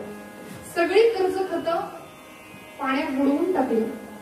लोकांना घरातलं असलेलं होतं नव्हतं तेवढं धान्य वाटून टाकलं. आणि आता प्रपंचाला बाजूला सारून परमार्थ करण्यासाठी 15 दिवस घरातून बाहेर. आळंदी झाली की पंढरपूर, पंढरपूर झालं की आळंदी, असं करता करता उरला वेळ, मधला वेळ कुठे जात होते? भामनाथाच्या डोंगरावर. देहूमध्ये भंडाऱ्याचा डोंगर आहे, त्या भंडाऱ्याच्या डोंगरावर जाऊ. आणि आर्तता अशी होती जीवनामध्ये मंडळी, ओलावा असा होता भावनेचा अंतःकरणामध्ये जगद्गुरु तुकोबारायांच्या, की एखादी चिमणी जर माझ्या येण्याने खांदीवरची उडाली असेल ना, बघा तुम्ही काय भार. भक्ती म्हणजे वेगळं काही नाही मंडळी. तुम्हाला सोपं सांगू, खरं सांगू, घरामध्ये आपल्या हॉलमध्ये पंखा सुरू असेल, घरामध्ये जर फॅन चालू असेल आणि अचानक एखादी चिमणी आली चुकून, तर पटकन उठून फॅन बंद करणं ही सुद्धा भक्तीच आहे. अशी सोपी भक्ती आहे. फार अवघड लोकांना वाटतं अध्यात्म किंवा भक्ती म्हणजे फार काहीतरी अवडंबर आहे, असं सिरियस अगदी चेहरा करून बसायचं. लोक हसायला तयार नाही. म्हणजे फोटोग्राफर समोर आला तर तो म्हणतो स्माईल प्लीज, आता हसा जरा. ते आमचं दुर्दैव आहे, त्याला सांगावं लागतं हसा. लोक हसायला तयार नाही. भक्ती म्हणजे आम्ही हसलो तर लोक आम्हाला आध्यात्मिक म्हणणार नाहीत की काय, असं बहुतेक काहींना शंका असते, भीती असते. त्यामुळे असं काही नाही, सोपं अध्यात्म संतांनी आम्हाला शिकवलंय. सहज मस्त भक्ती शिकवली. तुकोबारायांनी विचार करावा की माझ्या येण्याने एखादी झाडावरच्या खांदीवर बसलेली चिमणी जर उडाली ना, तर भगवंता माझ्या येण्याने तिला त्रास झाला असेल का? बर तिच्यातला आणि माझ्यातला जर आत्मा परमात्मा ते तत्व जर एकच असेल, तर माझी अशी इच्छा आहे की भगवंता तिने माझ्या खांद्यावर येऊन बसावं. आणि अनुभव होता वृक्षवल्ली आम्हा सोय रे वनचरे, वृक्षवल्ली आम्हा सोय रे वनचरे, वृक्षवल्ली आम्हा सोय रे वनचरे, वृक्षवल्ली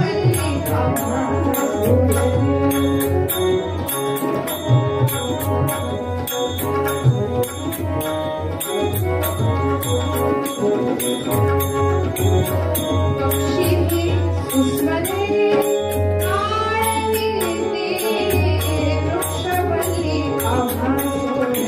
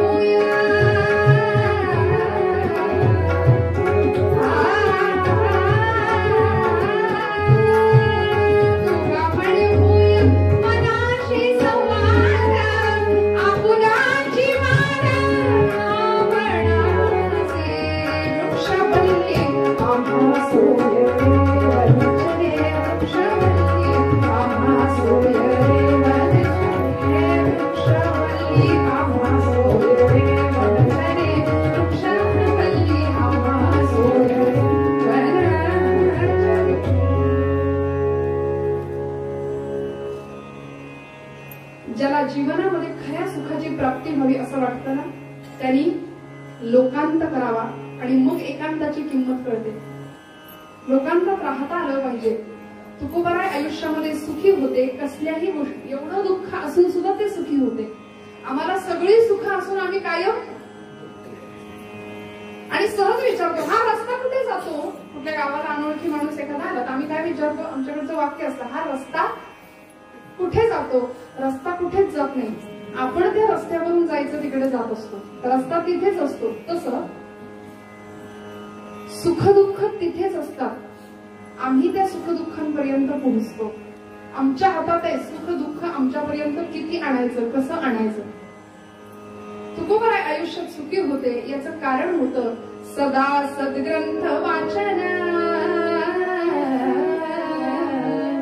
पहिली गोष्ट. दुसरं, प्रेमे करावे हरि कीर्तन. आणि तिसरी गोष्ट, साधी तसे एकांत स्थान यथा रावे संतुष्ट.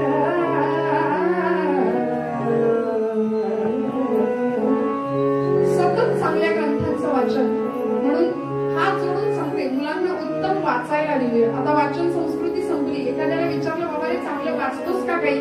म्हणाला, हा व्हॉट्सअपचे मेसेज एवढे येऊन पडलेले असतात पेंडिंग, वाचायला वेळ नसतो, तेच वाचतो. उत्तम ग्रंथांचं वाचन. महाराष्ट्रापासून ज्याच्या घरामध्ये ज्ञानेश्वरी नाही, गाथा नाही, दासबोध नाही, नाथांचं भागवत नाही, भागवत महापुराण नाही, रामायण नाही, त्याचं जगणं हे मेल्याहून मेल्यासारखं म्हणते. आज आमच्या घरामध्ये लाखो रुपयांचे एलसीडी टीव्ही आहेत, लाखो रुपयांचे मोबाईल आहेत, पण 50 रुपयाचं पुस्तक मिळेल तर शपथ, अशी परिस्थिती आहे. सदा सद्ग्रंथ वाचन. वाचाल तर वाचाल. आपल्या घरची म्हणेल, प्रेमे करावे हरी कीर्तन. नवविधातली सर्वश्रेष्ठ भक्ती कीर्तन भक्ती. इथे जो आनंद मिळतो तो कुठेच नाही, कुठेच नाही.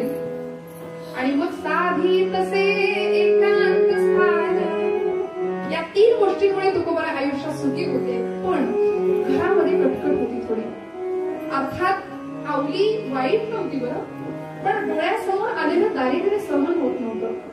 अहो, साधी सामान्य स्त्री नव्हती, वाईट अजिबात नव्हती, पण भाव असा होता, पतिदेवाच्या माध्यमातून विश्वदेवाची उपासना चालू होती. एवढंच काय. पतिदेव हा जगातला एकच देव तिला माहिती होता. त्यामुळे नवऱ्यावर ते रागवत होती, भाळत होती आणि त्याला सांभाळतही होती. पण ज्याच्यामुळे या संसाराची अशी वाट लागली तो काळतोंड्या हेच नाव होतं पांडुरंगासाठी तिच्याकडे. वैर असं होतं की वैरानी ध्यास हरीचाच घेतला होता. साहित्यामध्ये कीटक भृंगन्याय सांगितलाय. कीटक भृंगन्याय वैराने ध्यास घेतला हरीचा. असं वैर होतं पांडुरंगाशी की वाईट काही बोलायचं असेल, एखादी शिवी द्यायची असेल तर ती फक्त पांडुरंगालाच. म्हणजे एक निश्चित ठिकाण ठरलं होतं तिथेच. आणि त्यामुळे अखंड नामोच्चार होत होता.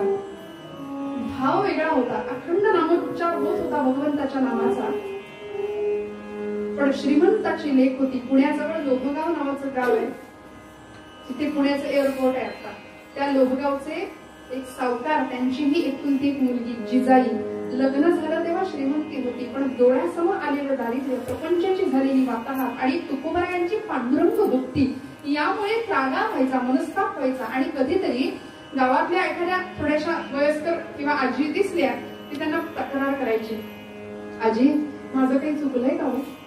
म्हणले, तुमचं पोरगच 15-15 दिवस झाले घराकडे यायला तयार नाही.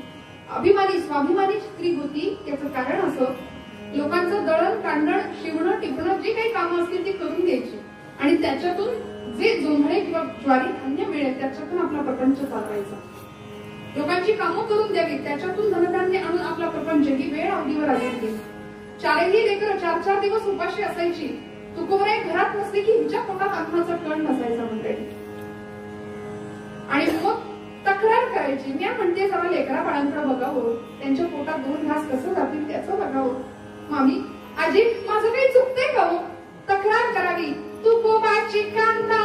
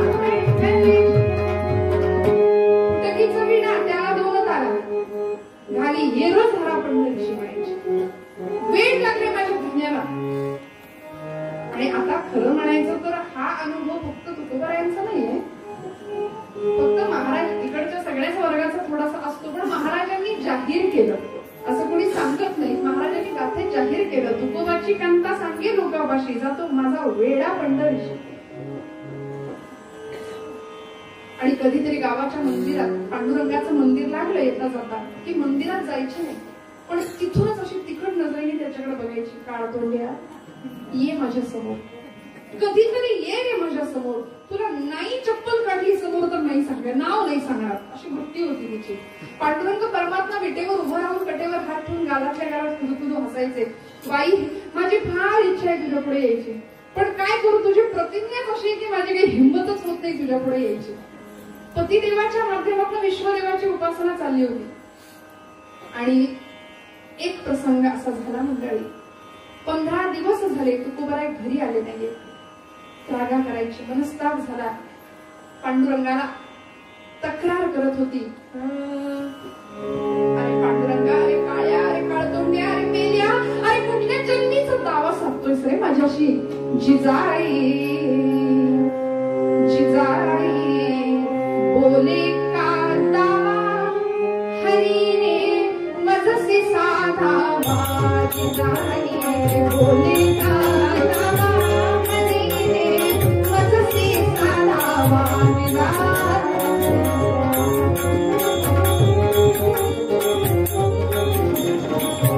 जिजाई बोले कांदा हरीने मजसी साधावा.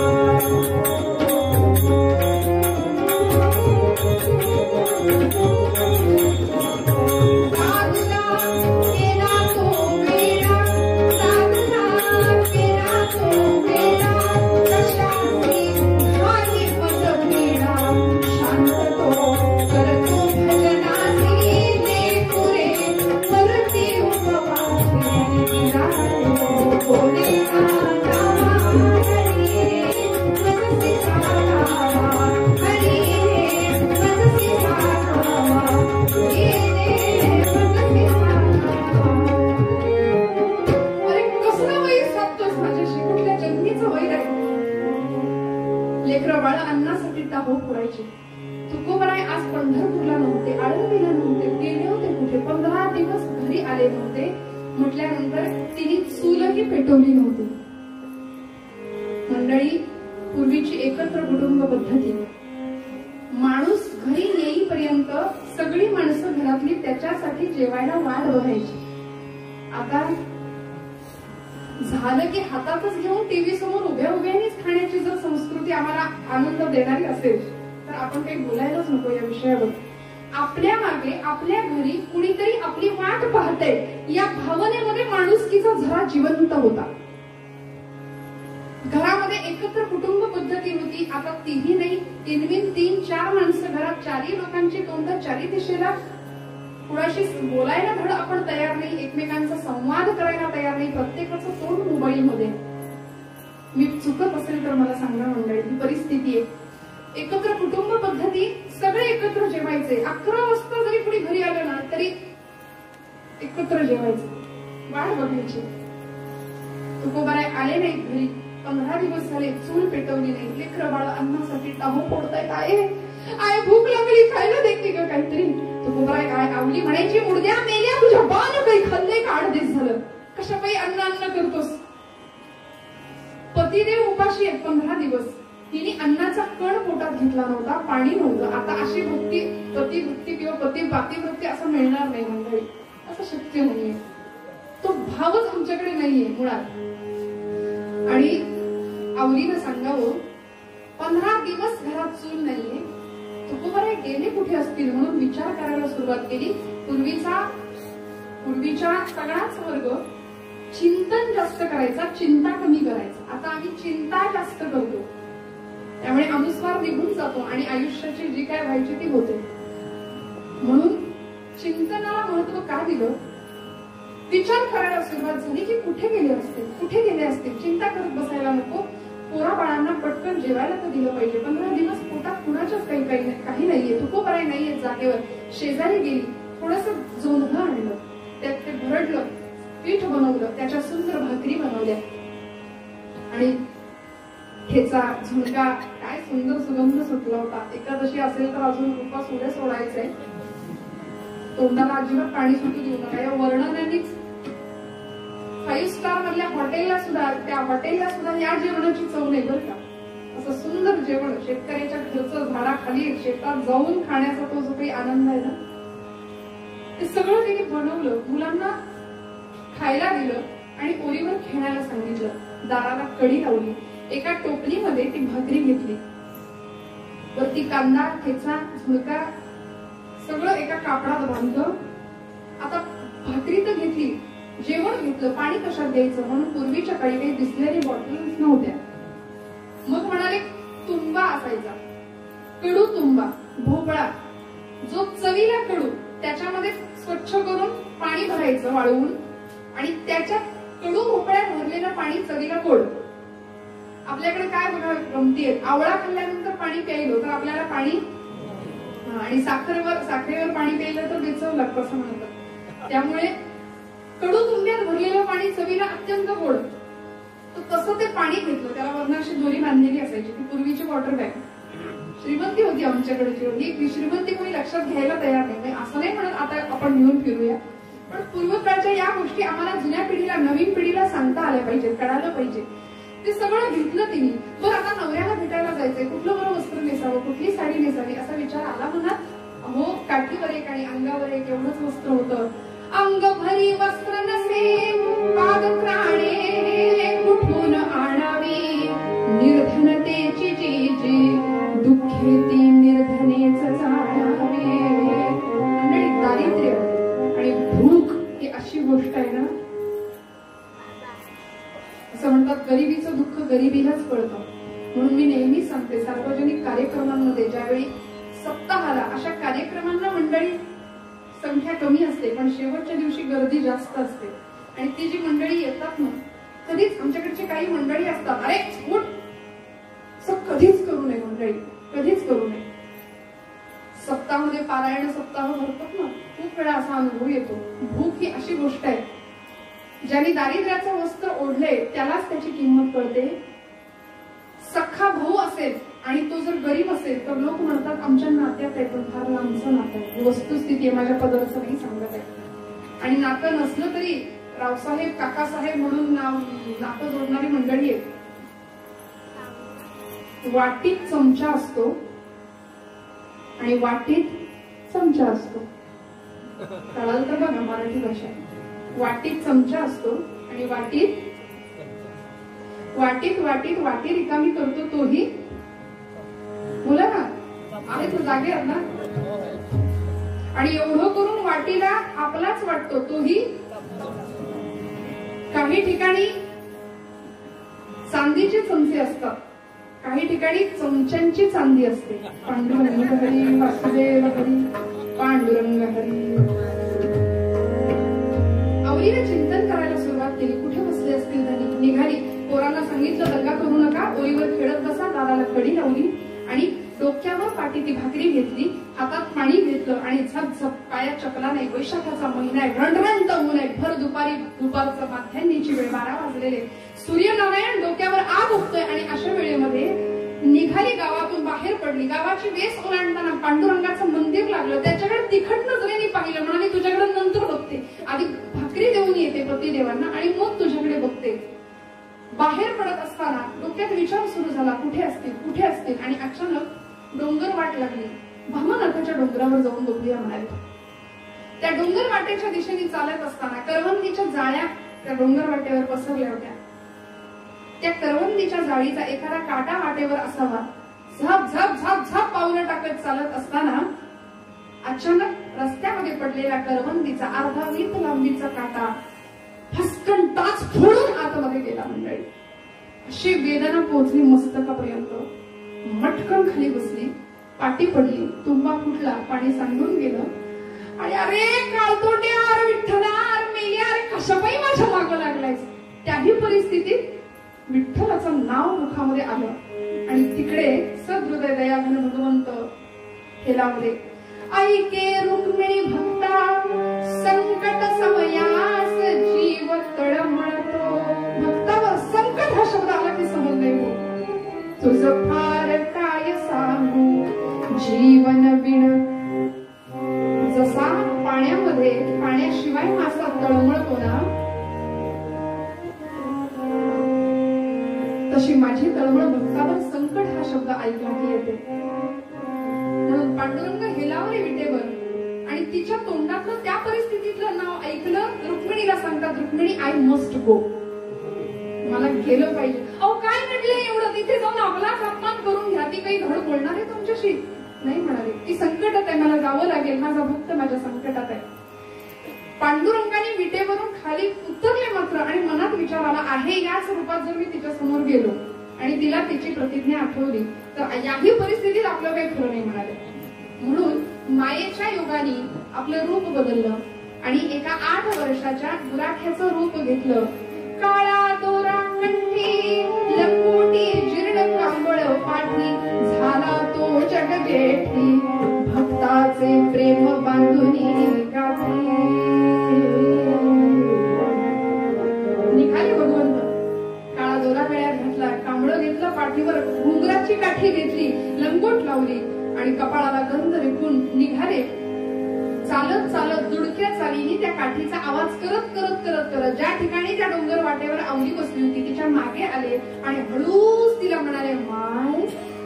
म्हटलं तर मराठीत बोलले, म्हटलं तर इंग्लिश मध्ये बोलले.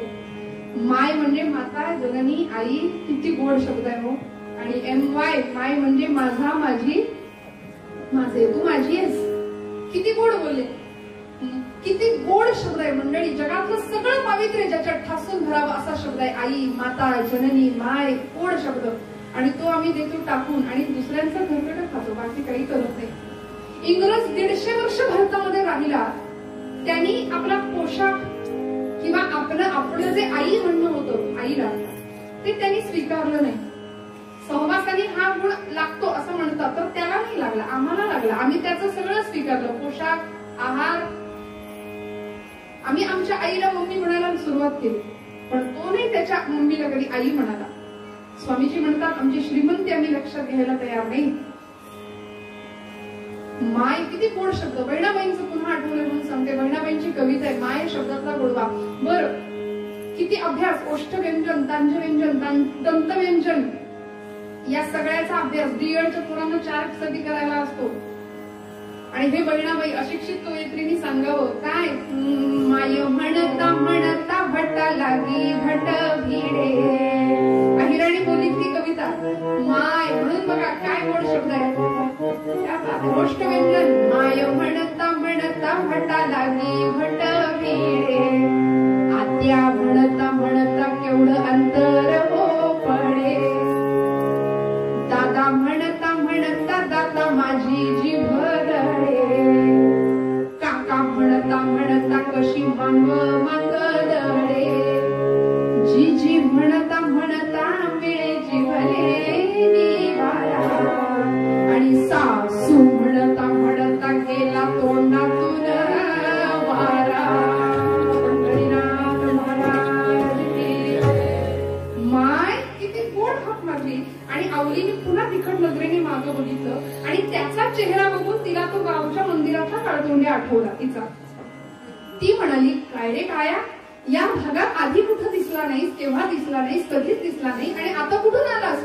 पांडुरंग परमात्मा 8 वर्षाचं रूप आहे. हसत हसत म्हणाले, माय तू कुठं बोलवलं? आज तू बोलवलं म्हणून आम्ही म्हणाले.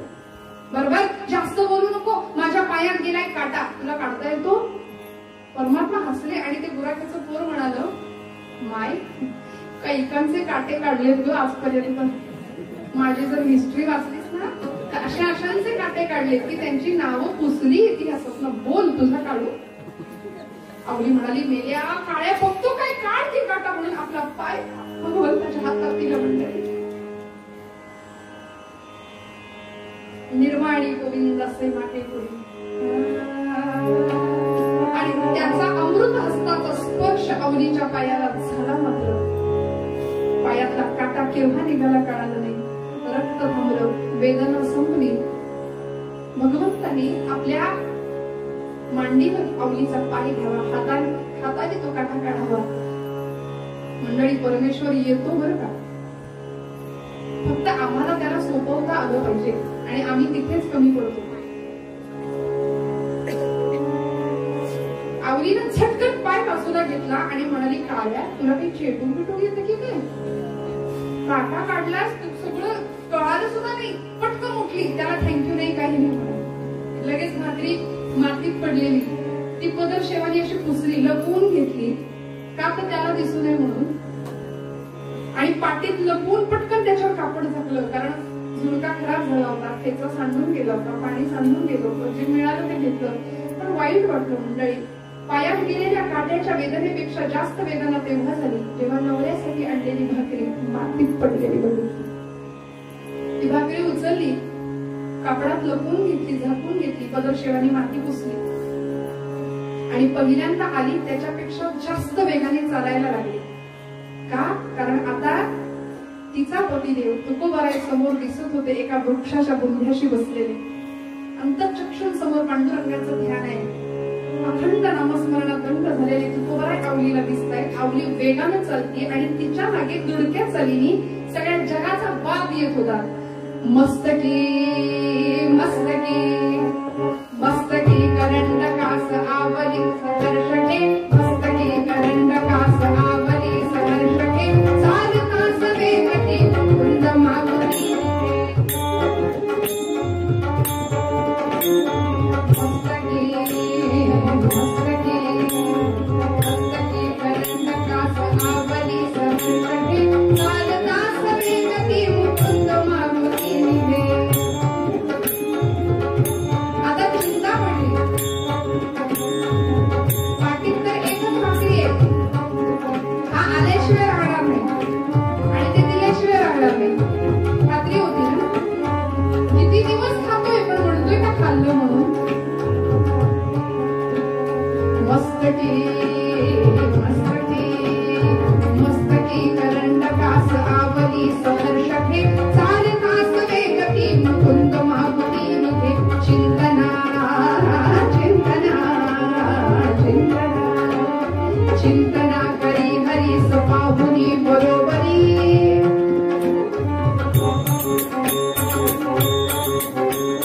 चिंतना करी हरी सपाहुनी बरोबरी. आणली पतीस भोजनास एक भाकरी, आणली पतीस भोजनास एक भाकरी. मस्तकी मस्तकी. चिंता पडली, आता काय करायचं. पाठीत तर एकच भाकरी, हा खाल्ल्याशिवाय राहणार नाही आणि ते दिल्याशिवाय राहणार नाही. स्वभाव माहिती होता, करायचं काय. अशी आणीबाणीची वेळ आली. पाठीत तर एकच भाकरी आहे आणि अशा वेळी तिला आठवली तिची माहेरची कुलस्वामिनी आई मंगळाई नाव होतं तिचं. आणि आई मंगळाई म्हणजे कोण हो? आदिशक्ती रुक्मिणी माताच ना. चला म्हणाली, आज आई मंगळाईचा जागर करूया, धावा करूया. आई राजा उधाव उधाव, आई धाव ग धाव, काही कर, माझ्या या पाटीत या टोपलीत एकाच्या 4 भाकरी झाल्याच पाहिजेत म्हणाली. आणि आदिशक्ती जगज्जननी रुक्मिणी माता आज विचार करते, चला आज हिच्या निमित्तानं का होईना आपल्या पतिदेवांना घरचं जेवायला मिळते. म्हणजे रुक्मिणी माता म्हणजे आई मंगळाई ना. त्या विचार करतायत, हिच्या निमित्ताने माझ्या हातचं आज घरचं जेवतील, नाहीतर मग इलेक्शन लागल्यापासून घरी जेवायलाच तयार नाही. आणि साक्षात आई मंगळाईचं रूप घेऊन रुक्मिणी माता हजर. अधिकार होता मंडळी तेवढा. बघितल्या टोपलीमध्ये आवलीने अशा तरारा फुगलेल्या भाकऱ्या, काय ठेचा, काय झुणका, असा सुगंध सुटला होता. अजिबात वाईट वाटू देऊ नका, आपण ऐकून पोट भरूया. इतकं सुंदर जेवण, इतकी सुंदर चव त्या जेवणाची होती. आणि आवलीला खात्री झाली. आता तुकोबाराय समोर होते. येता येता येता तुकोबारायांच्या अंतःचक्षूं समोरचं ध्यान अचानक नाहीसं झालं आणि समोर बघताय तर समोर आपली पत्नी आवली आपल्यासाठी जेवण घेऊन येते आणि तिच्या मागे सगळ्या जगाचा बाप, अनंत कोटी ब्रह्मांड नायक परमात्मा पांडुरंग गुराख्याच्या वेशामध्ये माझ्यासाठी, आवलीसाठी येतोय. तुकोबारायांनी तिथून साष्टांग दंडावर घातलं. मंडळी, आवली विचार करते, धनी असं का करतायत, माझ्या पाया का पडतायत, असं ग्रॅज्युएट झालेल्या माणसासारखं का करतायत, म्हणाले माझ्या पाया. तुकोबाराय म्हणाले, आवले जरा मागे बघ कोण आहे, मागे बघ कोण आहे तुझ्या. मला समजा ठाऊक आहे तो चेंगट केलो जे तिने डिक्शनरी पुन्हा उघडली तिची. तुकोबाराय म्हणतात, आवले असं बोलू नाही ग, आवले असं बोलू नाही ग. अहो बोलू नाही तर काय करू, कवापासून मागे येतोय माझ्या, बघतीये मी. बरं धनी आता उशीर करू नका, 9 वाजून गेले, आता जेवा बरं, लवकर जेवा. तुकोबारायांच्या समोर पटकन पळसाची 4 पानं गोळा केली, त्याची सुंदर पत्रावळ बनवली, तुकोबारायांना समोर बसवलं. महाराजांच्या अंतःचक्षूं समोरचं ध्यान नाहीसं झालं, कारण दर्शन शास्त्रामध्ये ईश्वरी अस्तित्वाच्या खुणा सांगितल्यात. अचानक सुगंध येतो, अचानक अनाहत नाद कानावर येतो, बासरीचा मंजूळ स्वर कानावर पडावा, तो अनुभव तुकोबारायांना आला. जगत चालक अनंत कोटी ब्रह्मांड नायक कैवल्य साम्राज्य तुकोबारायांच्या समोर उभं होतं गुराख्याच्या रूपामध्ये. तुकोबारायांनी हात जोडले, भगवंता पांडुरंगा हीच लीला दाखवायची होती का हो. आवलीने चप्पल भाकरीचा तुकडा मोडला आणि तुकोबारायांना भरवायला लागली. धनी घ्या मोर सरका, घ्या भरवते. तुकोबारायांनी हात बाजूला केला आणि म्हणाले, आवले अगं ज्याच्या कृपेने आपल्याला मिळाले ना त्याला बाजूला सारायचं आणि खायचं, त्याला बेईमानी म्हणतात.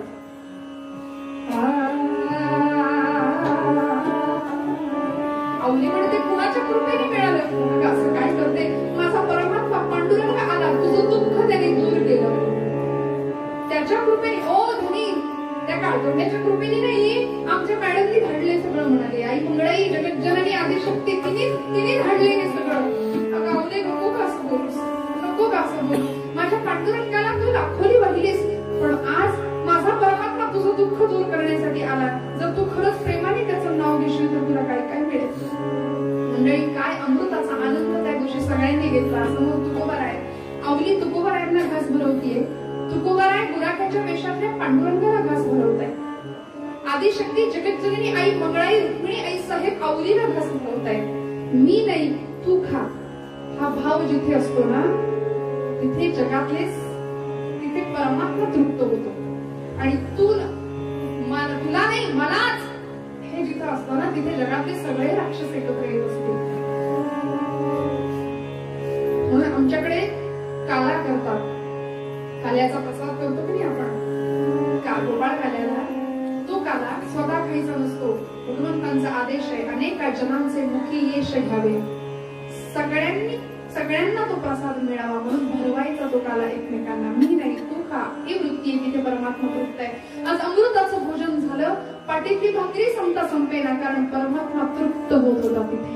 पाठीतली भाकरी संपत नव्हती आणि सहज न राहून तुकोबाराय म्हणाले, आवले अगं बघ जरा याच्याकडे कोण आहे, हा ओळखलं नाहीस का तू. तरीच मी म्हणते याचं तोंड त्या गावातल्या काळ्यासारखं कसं दिसतंय. आवलीचं बस तेच. अगं आवले नको का असं बोलू, काही नको असं बोलू, प्रेमाने नाव घे त्याचं. ऐसियांचा संग देई नारायणा, ओलावा वचना जय आमची हृदयामध्ये ओलावा ठेव. पांडुरंगाचं नाव घेताना भावपूर्ण अंतःकरणाने घे. आवली म्हणते, त्यांनी काय मिळेल. अगं आयुष्यात आजपर्यंत जो आनंद तुला मिळाला नव्हता ना, तो परमानंद, आत्मानंद, स्वानंद ज्याला म्हणतात, तो आनंद तुला मिळेल. मंडळी, परमात्मा तृप्त झाला. आवलीला तुकोबारायांनी सांगावं, आवले उत्तम सेवन शीतळ कंठासी पुष्टिकांती पैसे दिसेवरी. आणि अगं वेळे, अशा जर संतांच्या वचनांचा आधार घेत आपण जगलो, वाढलो तर तुका म्हणे पैसे होईचे संगे वास लागे आणि चंदनाच्या. असं 42 वर्षांचं अवघं आयुष्य होतं तुकोबारायांचं. म्हणतंय 42 वर्षांचं आयुष्य. पण ज्यावेळी परमात्मा पांडुरंग वाट पाहत होता, मी काल म्हटलं ना, एक आरजू है मालिक, जाऊंगा जिस दिन जान से, आया था जितनी शान से, जाऊंगा भी उतनी ही शान से. आमचं जगणं असं असावं की त्याने वाट पाहत बसावं आमच्यासाठी.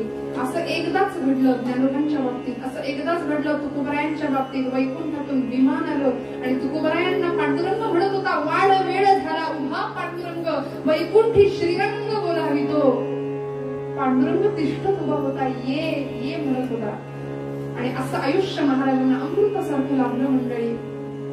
हा आशय आमच्या मनात ठसावा राहावा म्हणून तुकोबराय म्हणतात, आमचं आयुष्य अमृतासारखं व्हायचं असेल तर उत्तम संगती, उत्तम भगवंताचं नाम आणि आयुष्याला चंद्रासारखं सुगंधित करण्याचा एकमात्र उपाय म्हणजे अमृताची फळे, अमृताची वेली, तेची पुढे चाली बीजाची.